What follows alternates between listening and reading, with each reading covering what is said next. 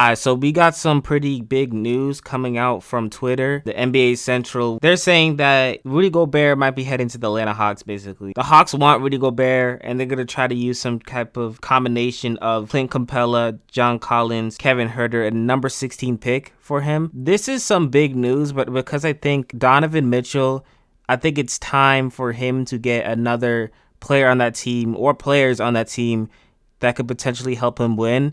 And if that doesn't happen, the man's just going to leave. Donovan Mitchell, in my opinion, is a superstar.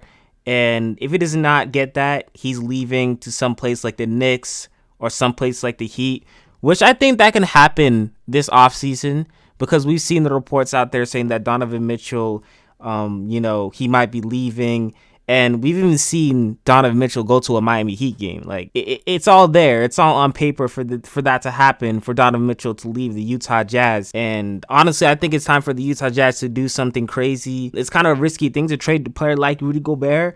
But if you're getting a player like Clint Capella, which is a pretty good, solid player, John Collins, who has really good potential, Kevin Huerter, young player, and a number 16 pick. Like what are you losing here? I think that the Atlanta Hawks really should do this deal if this is legit. For the Utah Jazz, they're getting a lot of players, and then for the Atlanta Hawks, they're getting Rudy Gobert, which like Trae Young, Rudy Gobert, I think that will be a really good duo. Trae Young's playmaking ability, in my opinion, is way better than Donovan Mitchell's. So like, this is just an amazing deal for the Atlanta Hawks, honestly.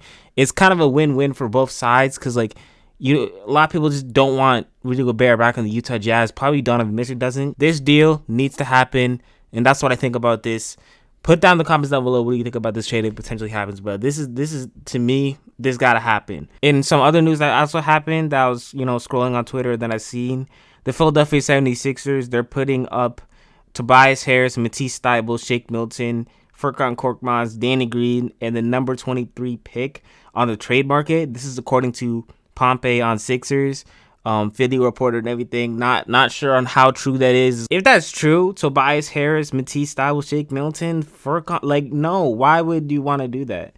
I don't see a world where you would move Tobias Harris or Matisse Thybulle, but like Shake Milton, Furkan Korkmaz, and Danny Green, yeah, and even the number 23 pick.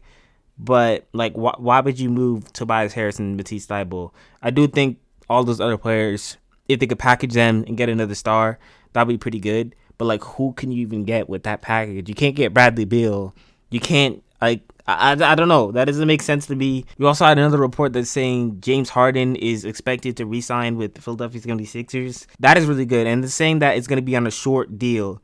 And to me, that automatically makes me think that James Harden is signing for less so a star can come onto the 76ers. And if that's true, like, I'm thinking Zach LaVine. Comes in the Sixers, bro. That would just be amazing. So you got Zach LaVine, James Harden, Joel Embiid, Tyrese Maxey, Tobias Harris. Like, they're going to win the championship if that happens. So please, James Harden, please do that if that's true. That is pretty much all the news that I've seen on Twitter. Offseason is going to get more and more wild. We got the Game 6 of the NBA Finals tonight.